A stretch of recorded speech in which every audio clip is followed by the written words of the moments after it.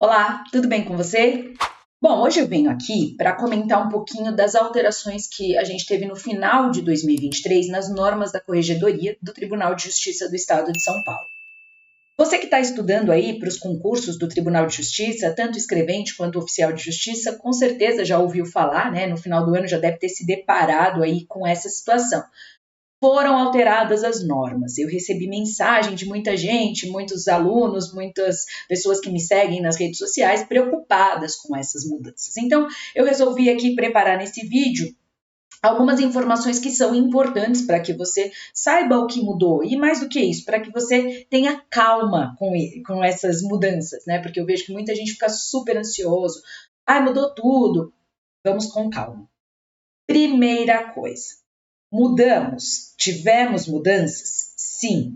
Final de 2023, a Corregedoria, por meio de um provimento, alterou alguns artigos ali das normas que caem nos concursos de escrevente e oficial de justiça.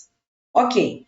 Isso é comum, as normas elas constantemente passam por atualizações, até porque quem já estudou normas da corregedoria deve ter visto já, deve ter acompanhado, que em alguns pontos a gente ainda tem muita menção a processo físico, a questões que aconteciam de uma forma quando a gente ainda não tinha o sistema eletrônico, né, de tramitação dos processos. Então, é natural, e quanto mais a gente tiver o avanço do processo eletrônico, é natural que a corregedoria faça essas alterações, tá? Em relação a escrevente, então, se você que está me assistindo aqui vai prestar, está se preparando para concurso de escrevente, e já te falo, se prepare mesmo com antecedência, tá? Parece que não, o concurso de escrevente é um concurso para nível médio, só que a gente está falando do maior tribunal de justiça aí, que eu saiba, da América Latina, talvez seja do mundo, não tenho certeza, mas é o maior tribunal, com certeza, do Brasil. Então, assim, não dá para começar a se preparar depois que o edital sair. Esse é um fato concreto. Está se preparando para escrevente? Sim. O que houve de mudanças? Calma.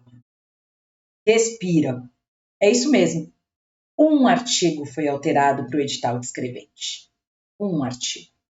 O artigo 105 das normas da corregedoria foi alterado, e uma alteração bem estrutural, porque o teor do artigo 105 é apenas fazendo ali uma remissão para outros artigos. E do 106 ao 110, que era uma parte que se falava sobre os mandados, estes artigos foram revogados. É isso que mudou para quem se prepara para escrevente. Os demais conteúdos, não houve mudanças. Então, se você já vinha estudando, né, de 2023 para cá, não alterou mais nada. Foram apenas estes dispositivos. 105, que de fato mudou a redação, 106 a 110, que foram revogados. Tá? Então, por isso que eu falei, calma, respira. Eu recebi um monte de mensagem de aluno, estou preocupado. Foi só isso. E por que houve essa alteração? Porque a parte de mandados ela foi colocada mais para frente, e aí eu falo com você que está se preparando para o concurso de oficial de justiça. Bom, aí tivemos mudanças consideráveis. Ali, a partir do artigo 994, mudou toda a redação. Até, se eu não estou enganado, 1053, que estava no edital de oficial de justiça. Isso mudou. Mudou tudo. Não teve jeito. Tanto que nós, professores, estamos correndo aí, né, atualizando aulas, enfim, reestruturando. Por quê? Só para fazer um breve resumo para vocês. Porque foi alterada toda a parte do trabalho do oficial de justiça, foram previstas ali, né, as SADMs já eram previstas antes, mas houve uma estruturação, que é a seção administrativa de distribuição de mandados, que são sessões exatamente cujo objetivo é que elas sejam responsáveis por toda a distribuição de mandados, o escalonamento de trabalho dos oficiais de justiça. Então, essa parte foi bem considerável. Mas não precisa se desesperar. Por quê? Porque você consegue estudar. A gente não tem hoje, né, no momento em que eu gravo esse vídeo, a gente não tem um edital de oficial de justiça já aberto. Então, dá para estudar. Do artigo 1053, se eu não estou errada, para frente, foram revogados. Caía no edital anterior, acho que a gente tinha até 1091, e esses artigos foram revogados. Então, quer dizer, a gente teve uma mudança considerável de artigos, mas a gente teve também a revogação de outros vários artigos. Então, essa é a notícia boa, esse é o ponto bom, porque esses artigos foram estruturados ali nessa parte, certo? Beleza. Um ponto que eu recebo muito nas redes sociais. Camila, como é que eu posso atualizar o meu material? Porque as normas, né, é um conteúdo que está dentro da página do Tribunal de Justiça. Não é igual, por exemplo, eu pesquisar ali o Código de Processo Civil, que eu vou lá no meu site de busca, coloco CPC, já vai ali uma versão atualizada. Aliás, só abrindo um parênteses, tomem cuidado quando forem estudar com leis, né, que vocês estão buscando pela internet para verificar se estão sempre atualizadas. As normas são diferentes, então anota aí o que eu vou te falar. Você vai entrar lá na página do Tribunal de Justiça do Estado de São Paulo. Vão abrir algumas opções, você vai clicar na opção Corregedoria. Na opção Corregedoria, vai abrir aqui um canto à sua direita, né? Você está vendo aqui invertido, mas à direita da sua tela. E ali você vai ter o tópico Normas Judiciais. Tem as extrajudiciais, isso não interessa para quem está fazendo concurso para o Poder Judiciário, você vai abrir as normas judiciais.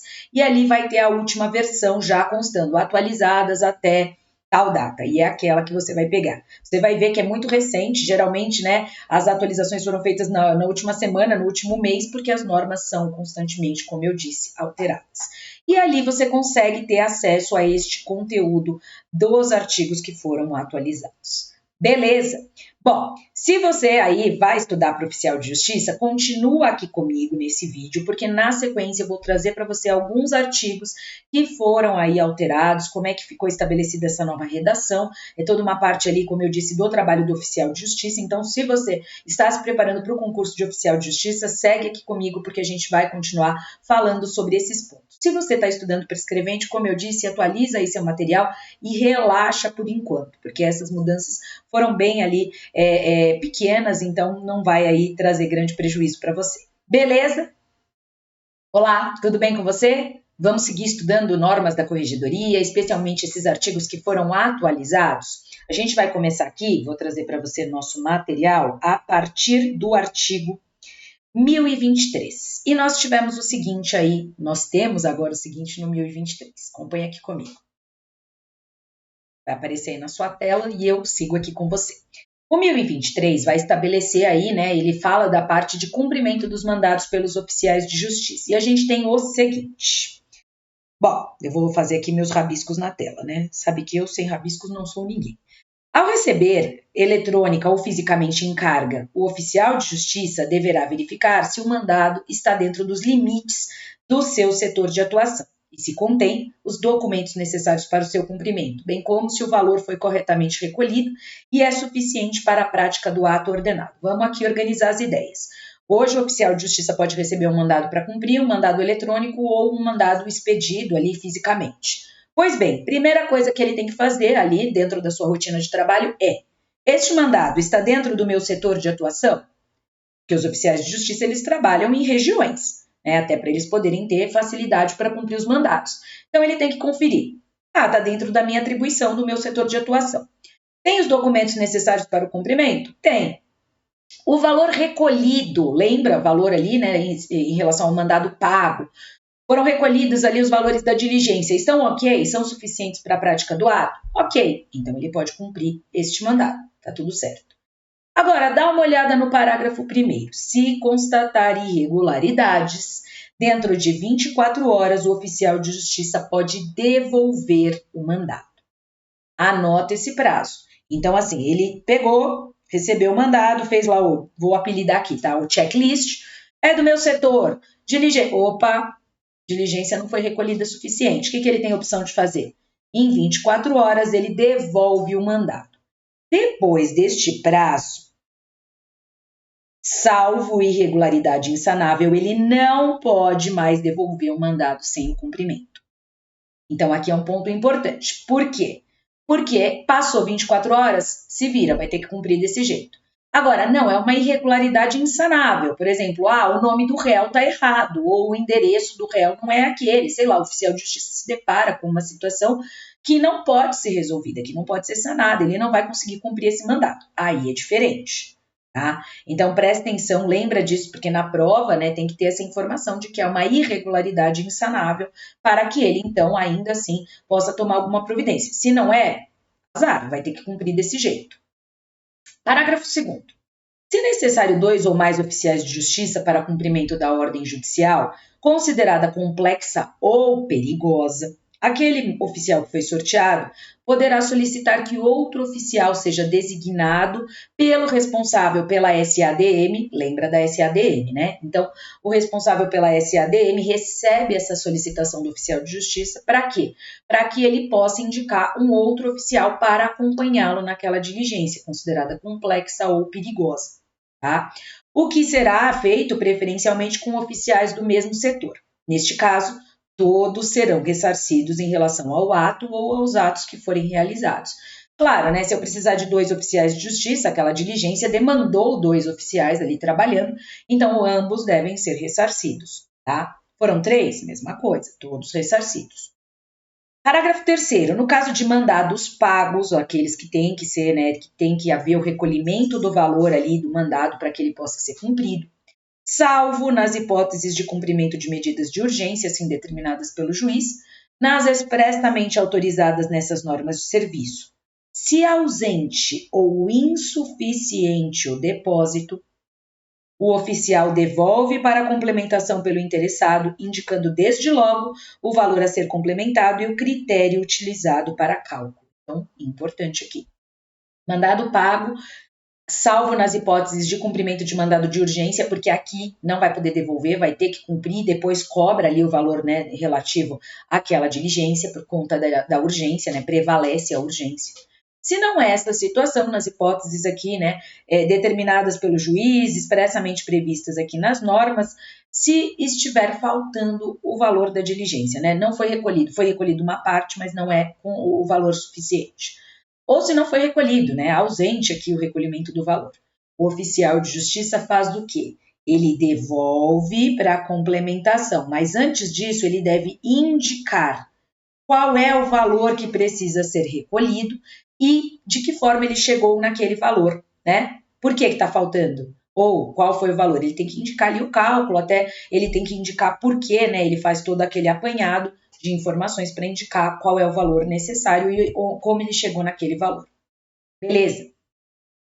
1024. O oficial deverá cumprir todos os atos do mandado, ainda que em momentos distintos, no endereço principal e nos endereços lindeiros. Óbvio, né? O oficial de justiça tem esse dever, então ele vai cumprir todos os atos. Se for, por exemplo, citação e uma penhora, ele tem que fazer a citação e, na sequência, a penhora ali determinada no mandado, tá?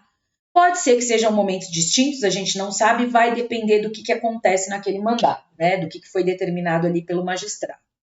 Na hipótese de arresto ou penhora, o oficial de justiça realiza as diligências subsequentes, como a intimação e a avaliação, se possível. Então o oficial de justiça foi citar, já foi determinar a penhora. Ele já tem que fazer ali, se possível, a intimação da penhora, tá? Então, por exemplo, ele chega lá na residência da pessoa, ele vai penhorar o carro da pessoa, ele já intima a pessoa dessa penhora, de que né, o executado ali, o réu, o devedor, está ciente de que houve uma penhora de um bem, e ele já faz a avaliação, se ele puder, se ele tiver possibilidade. Então, ele tem como, ele faz a pesquisa, qual é o ano do veículo, pesquisa lá, né, na tabela, que é possível ele buscar, e aí ele faz essa avaliação, tudo já nesse ato, tá? Parágrafo 2º do 1024. Se houver ordem de arrombamento ou reforço policial, o oficial de justiça, sem devolução do mandado, submeterá ao juiz do feito um requerimento em modelo padronizado. Então, nesta circunstância, se ele tiver que fazer o arrombamento ou precisar de um reforço policial, ele não devolve o mandado, ele submete ao juiz do feito, não é o juiz da SADM, cuidado, tá? Então, ele submete um requerimento já pronto, padronizado, que ele vai ter acesso no sistema, em que ele vai pedir esse reforço policial ou autorização para arrombamento, que é a ordem ali de arrombamento, tá? Então, cuidado com isso. Já vislumbro pegadinhas em prova, né, da banca falar que quem vai ter que avaliar esse requerimento é o juiz da SADM, não é o que está dito aqui. É o juiz do processo, do feito. Tá? Então, destaque essa informação. 1024, parágrafo 3º, na hipótese do parágrafo 2º, este requerimento, uma vez deferido, então o juiz deferiu, serve de requisição da força policial e ou da ordem de arrombamento, e cópia dele será entranhada nos autos ou digitalizada para inserção em autos inteiramente eletrônicos. Por quê? Porque o requerimento tem que ir para o processo. Lembra sempre daquilo que eu falo, o que não está no processo não está no mundo. tudo que acontece no mundo externo precisa ir para o processo, para que as partes saibam que aquilo aconteceu. Aquilo que é requerimento para a ordem de arrombamento, que foi deferido, que, portanto, deve constar no processo. Beleza? Foi um requerimento que foi ali impresso, então vai ser digitalizado e anexado ao processo eletrônico. Bom? 1025. O interessado deverá prover diretamente os meios ou oferecer depósito das despesas em caso de transporte e depósito de bens. Então, quem é o interessado? A parte. Quem for a parte interessada, pode ser o autor, o réu, depende. O terceiro, enfim, aquele que tem interesse naquela situação, ele tem que depositar o valor ali das despesas correspondentes às despesas de transporte e depósito de bens e outras necessárias ao cumprimento de mandados, sem prejuízo daquelas relativas à condução. Tá? Quando o interessado prover diretamente os meios para o cumprimento do mandado, deverá desde logo especificar. Ou seja, a pessoa não quer recolher o valor, mas ela vai oferecer ali um transporte, ali uma forma de cumprir aquela situação. Então, ela especifica, faz uma manifestação nos autos, especifica, olha, eu não vou depositar, mas eu vou oferecer o transporte que vai disponibilizar em tal lugar, em tal horário, para que o oficial de justiça possa cumprir a providência ali necessária. Tá? Então, desde logo especifica, indica dia, hora e local em que estará à disposição, sendo seu ônus entrar em contato com a SADM ou com o oficial de justiça. Portanto, é o interessado que tem que entrar em contato, fazer o agendamento ali, se for o caso. Eu vou disponibilizar um transporte para levar o oficial de justiça, que vai sair no dia tal, na hora X, do local tal, para que a pessoa, possa ter, para que o oficial de justiça possa ter ciência. Veja que aqui o contato pode ser feito com a SADM, tá? Não tem problema, porque muitas vezes ela que vai fazer essa comunicação para o oficial. 1025, parágrafo 2º. Deixando de prover diretamente, o interessado deverá oferecer um depósito do valor indicado pelo oficial de justiça nos autos em conta judicial num prazo de 5 dias. A partir do qual passa a contar o prazo para cumprimento do mandado. Então, a pessoa só falou ali e não ofereceu o que ela havia prometido. Vai ter que depositar os valores em 5 dias. A partir desse depósito é que o oficial de justiça tem os 5 dias para cumprir o mandado. Tá? Não é lá da data em que houve a determinação ou a expedição do mandado, porque ficou faltando essa providência de fazer a entrega. Tá bom? De fazer ali, tomar a providência. Vencido o prazo referido no parágrafo 2º desse artigo, o oficial de justiça devolve o mandado e certifica a ocorrência. Ou seja, o interessado não fez o recolhimento ali desse valor. O oficial de justiça não vai cumprir, devolve o mandado e, neste caso, certifica esta ocorrência. Tá? Para quê? De novo, para que essa informação chegue aos autos. 1026, ainda sobre o cumprimento dos mandados pelos oficiais de justiça. O oficial, ao proceder a citações, intimações e notificações, exigirá a exibição de um documento de identidade do citando.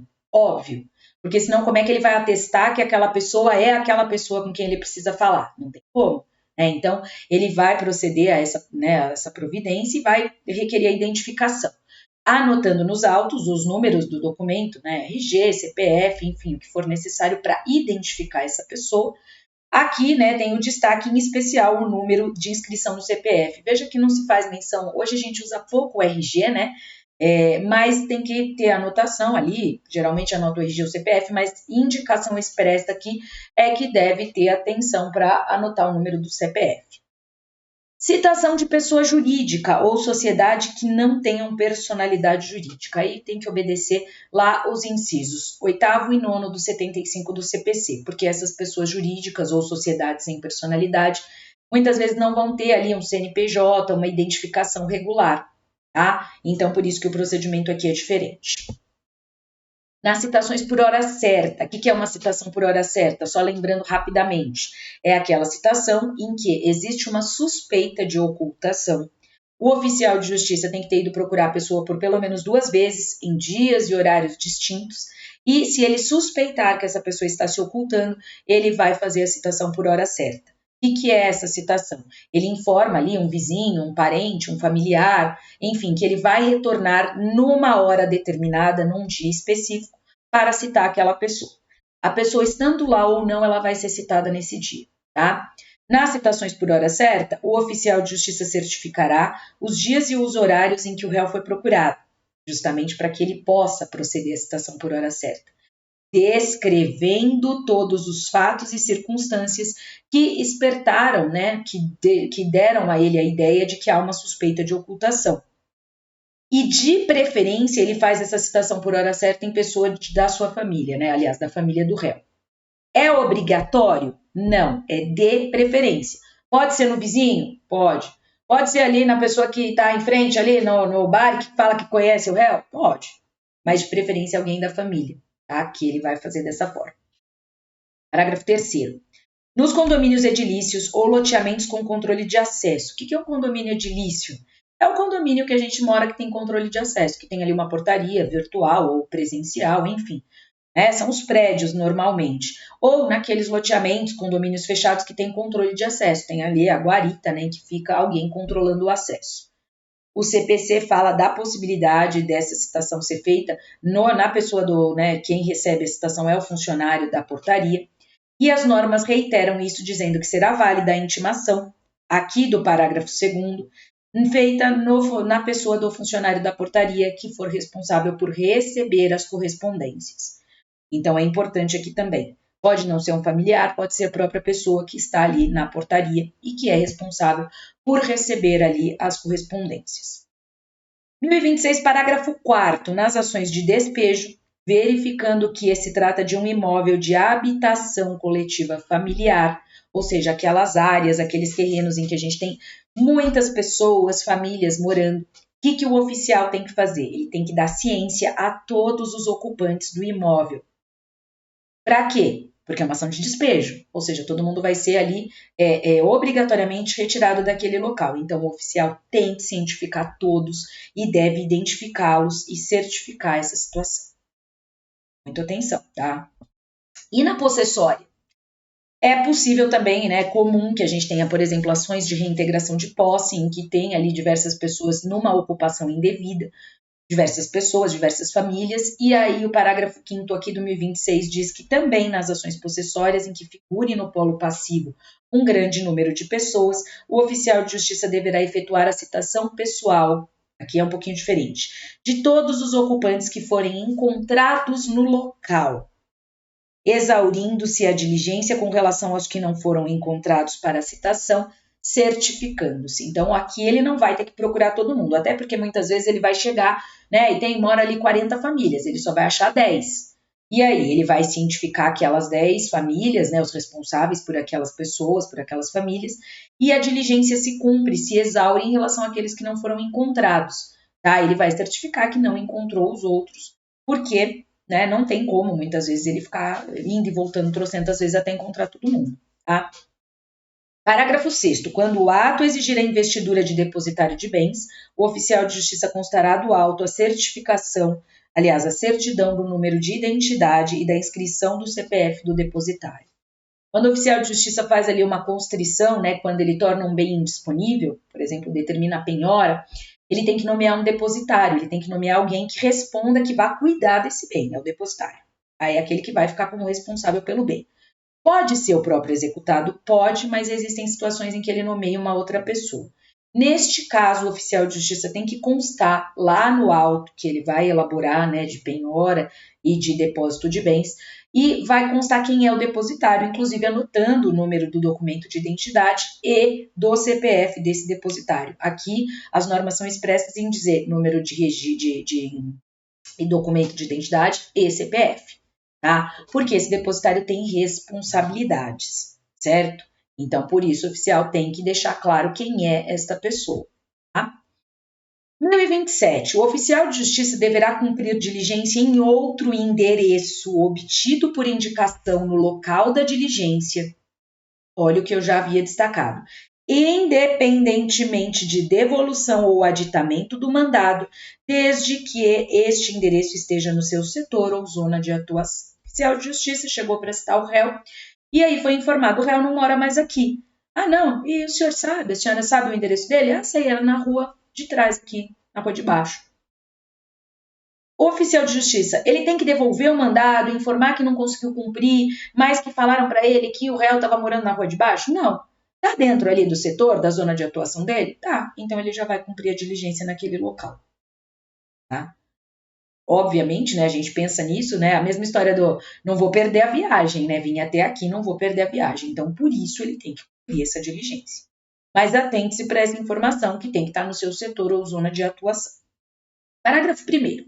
Caso o endereço referenciado pertença a outra zona ou setor, o oficial devolve o mandado e aí sim ele certifica que teve acesso a um novo endereço, certifica quem o informou e a circunstância de que pertence a outra região, a outro setor ou zona. Justamente por isso que ele não cumpriu, porque pertence a outra zona ou outro setor que não faz parte ali da sua área de atuação. Tá? Na hipótese do parágrafo 1º, a parte será intimada para manifestar se deseja expedir um novo mandado, direcionado ao endereço referenciado, recolhendo novas despesas de deslocamento. Como a gente tem um novo deslocamento que não está na área do oficial, nesse caso, por exemplo, né, o autor tem que ser intimado de que o oficial de justiça tomou ciência que o réu mudou-se para outro endereço e caberá a esta parte, a este autor, informar: eu quero que seja efetivada a citação, então, nesse novo endereço. E, para tanto, já recolho as custas dessa diligência, deste novo deslocamento, tá? Isso é importante. 1028. O cumprimento de atos no território das comarcas localizadas no âmbito de estados vizinhos observa o disposto no protocolo de cooperação que vai ser celebrado. Sempre tem esses protocolos para que haja uma facilitação aí para o trabalho do oficial, tá? O que é possível, como facilitar, como é que pode aí haver esse cumprimento de uma forma menos onerosa. Parágrafo 1º, o oficial de justiça munido de um ofício de apresentação comparece ao fórum local, tá? Onde os funcionários do ofício de justiça subordinados ao juiz diretor do foro vão lhe transmitir as informações solicitadas a respeito, né, da localização e dos meios de acesso ao local designado para cumprimento do ato. Perceba por que essa cooperação, porque o oficial pode não conhecer aquela região e ele vai, comparece lá no fórum, as pessoas, né, os servidores ali, os funcionários explicam para ele, justamente fazendo essa cooperação de forma que fique menos oneroso para ele ter que procurar aquele local. E o oneroso aqui é no sentido de difícil, tá? De dificuldade. Bom? Parágrafo 2º, reembolso das despesas de condução dos atos cumpridos na forma desse artigo, observará as mesmas regras dos demais atos praticados nas comarcas e foros do estado de São Paulo, tá? 1029, agora falando de cumprimento remoto de mandados em unidades prisionais ou de internação. Muito importante. Artigo com cara de prova, por quê? Porque a gente sabe que em algumas situações o oficial de justiça pode cumprir mandados remotamente. São os mandados ali que ele cumpre em presídios, né, em relação a réus que estão presos, ou no caso, né, se forem menores que estão internados ali em instituições, tá? Como isso tem que ser feito? O que o oficial precisa fazer? Em primeiro lugar, ele fará o agendamento em 48 horas após o recebimento deste mandado, tá? Na forma do comunicado específico. E ele terá 7 dias úteis para cumprir o ato. Então, 48 horas para agendar o ato. Não para cumprir o mandado, para agendar. E aí, depois, 7 dias úteis para cumprir o mandado. Tá? Então, cumprir sim em 7 dias. E se acontece uma situação de um agendamento em prazo superior a 7 dias úteis a partir do contato? E aí? E aí que o oficial de justiça certificará nos autos, com anexação da resposta da unidade, podendo o juiz do feito aguardar esta data ou determinar o cumprimento do mandado como presencial. Então, ele faz uma conversão e esse mandado que seria cumprido de forma eletrônica vai ser cumprido presencialmente por decisão nos autos, comunicando a SADM ou, onde não houver, ao responsável pela central de mandados. Então, passou de 7 dias, o oficial tem que certificar para que o juiz decida o que quer fazer. Se espera para cumprir dentro, né, no prazo que foi ali feito o agendamento, ou se determina a conversão para esse mandado ser cumprido presencialmente, tá? Na hipótese de conversão do cumprimento em presencial a ser efetivada em comarca diversa não contígua, determinará o juiz do feito que o oficial devolva o mandado sem cumprimento. Então, vai ter que ter o deslocamento, não é uma comarca contígua, é uma comarca diversa, aí não tem jeito, tem que devolver o mandado, tá? Para que se proceda, então, ao cumprimento da forma necessária. A conversão do cumprimento remoto em presencial será informada pelo oficial de justiça diretamente à unidade prisional ou de internação na forma do agendamento para liberar a data. Porque ele fez um agendamento, lembra? Só que passou ali e ele não vai conseguir cumprir em 7 dias úteis. Então, o juiz falou, vamos converter para presencial, porque precisa cumprir. O que o oficial tem que fazer? Tem que avisar lá na unidade prisional ou de internação de que ele não vai, né, cumprir naquela data, ele não vai precisar daquela data para poder liberar para outro agendamento. Tá? Parágrafo único. É vedado o cumprimento presencial de mandado em unidade prisional ou de internação, sem a estrita observância do disposto nesse parágrafo. E se houver o cumprimento, não dará ensejo a qualquer ressarcimento. Ou seja, o oficial de justiça não observou, não fez a devolução, era comarca não contigo, ele foi lá e cumpriu. Vai ficar na conta dele. O que eu quero dizer com isso? Não adianta ele querer cobrar as diligências pelo deslocamento, porque ele agiu de forma diversa do que está previsto aqui nas normas. Ele não observou o que está determinado aqui nas normas para o cumprimento deste mandato. Bom, bem importante aqui. 1030. O oficial de justiça, ao efetuar qualquer ato de cientificação presencial, como citação, intimação ou notificação, tem que colher a nota de ciente do cientificando. Tem que ter ali a ciência de que a pessoa recebeu de fato aquele mandado e, mais do que isso, de que ela está ciente do teor daquele mandado.